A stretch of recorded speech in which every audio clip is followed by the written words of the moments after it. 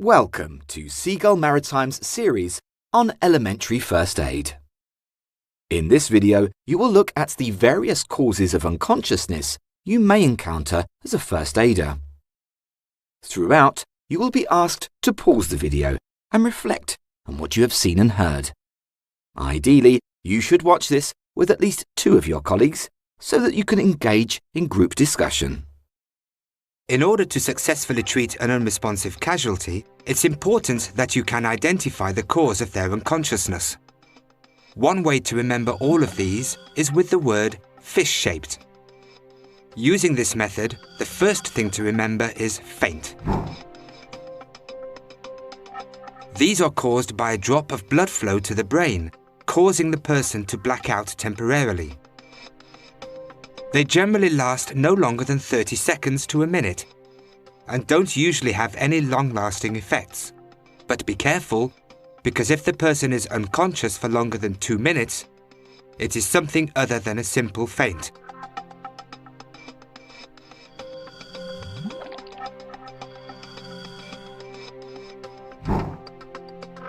Unconsciousness can also occur if there is a change in body temperature of only a few degrees, and this can cause an imbalance of heat.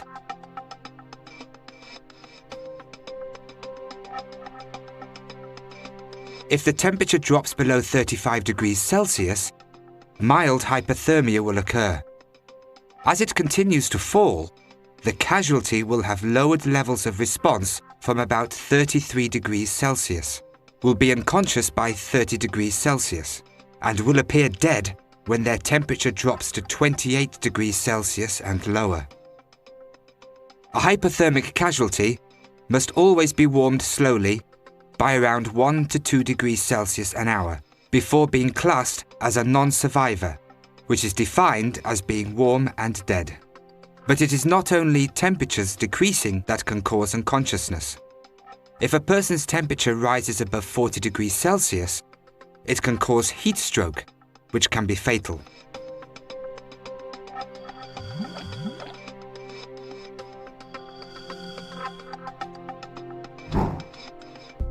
Hypervolemic shock occurs when there is a loss of fluid from the body, either through bleeding, burns or dehydration caused by severe diarrhea and vomiting. The reduction in fluid from the circulation leads to unconsciousness and possibly death. It can also occur very quickly if major blood vessels are damaged.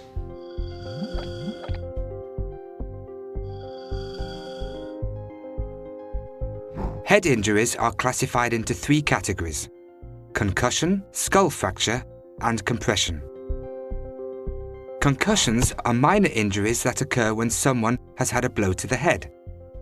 This causes a short-lived loss of mental function and is seen as the least serious type of brain injury. Skull fractures occur when part of the skull is broken or cracked. There will often be a depression where the injury has occurred, and there will be blood-stained fluid leaking from the nose and ears. The last type of head injury is known as compression.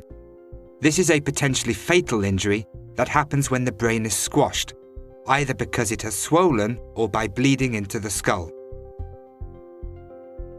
As both a concussion and a skull fracture can lead to a compression injury, it's essential that you watch any casualty with a minor head injury for any deterioration in condition for at least 48 hours and report any changes. Why is it important to consider the cause of unconsciousness when delivering first aid to an unconscious casualty? Click the pause button and start your discussion.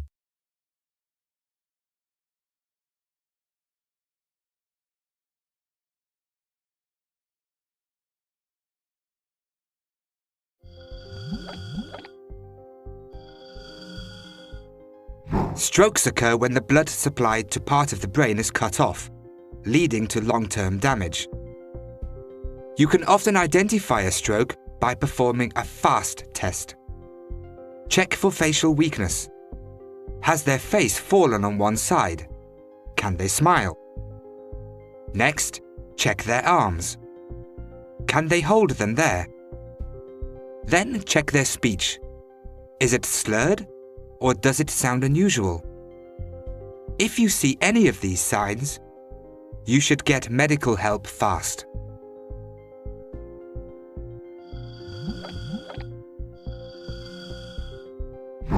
Heart attacks occur when a blood vessel in the heart becomes blocked by a blood clot, causing part of the heart muscle to die. The amount of muscle affected by the heart attack will determine how much damage is done to the cardiac muscles. Anything more than 25% will be fatal.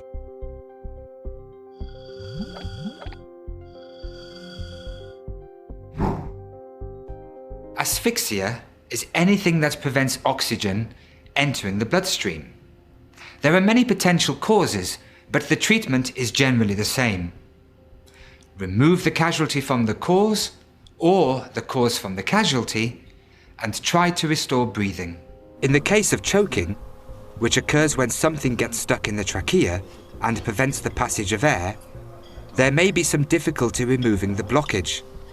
To treat a choking casualty, you should first try to calm and reassure them. Encourage them to try to cough up the obstruction.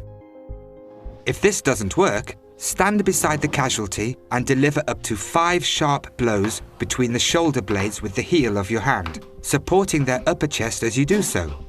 Watch to see if the obstruction comes out with each blow, and don't be gentle. If this doesn't work, stand behind the casualty and place your hand flat on their abdomen. Find the approximate location of the belly button with your little finger. Form a fist, and turn your hand so your thumb is against the casualty's body. Reach around with the other hand and grasp your fist. Using sharp inward and upward movements, pull your fists into the casualty's abdomen, watching to see if the obstruction is cleared with each thrust. The amount of force you use should lift the casualty off their feet, and can be repeated up to 5 times. If this is unsuccessful, repeat the cycle of back blows and abdominal thrusts. If you have repeated the cycle 3 times without success, support the casualty down to the floor and prepare to start CPR.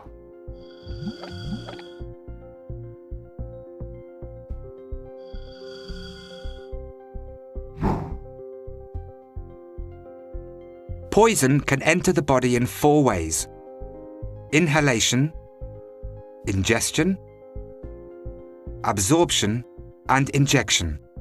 It can be caused by drugs, alcohol, smoke, gases, fumes from chemicals, absorption through the skin and eyes, or injection from things such as high-pressure fuel lines. Poison can be corrosive or non-corrosive and must be treated by following MSDS instructions.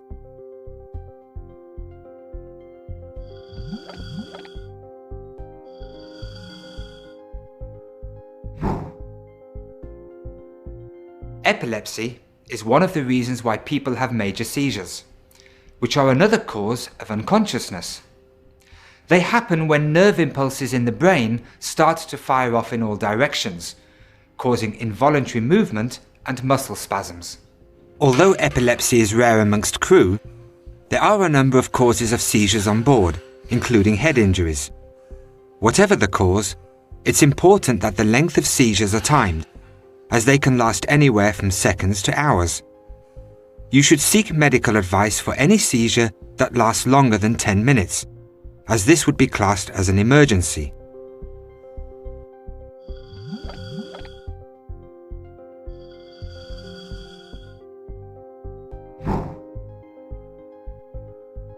Diabetes is an illness that affects the levels of sugar in the blood. Hyperglycemia occurs when levels are too high. Although it is usually a slow process, taking around 48 hours, the casualty can become unconscious if sugar levels are not reduced. They will need insulin to treat this, which would be administered by the medical officer. However, insulin is not generally carried on board, as the dosage must be carefully monitored. Hypoglycemia occurs when sugar levels drop. This is a much quicker cause of unconsciousness, which can occur within a couple of hours. Anyone suffering from this should be given sugary drinks or chocolate to raise their sugar levels. Throughout this video, we have used the term fish-shaped to remember the causes of unconsciousness. As an exercise, write down as many of the causes you can remember. Click the pause button and start your discussion.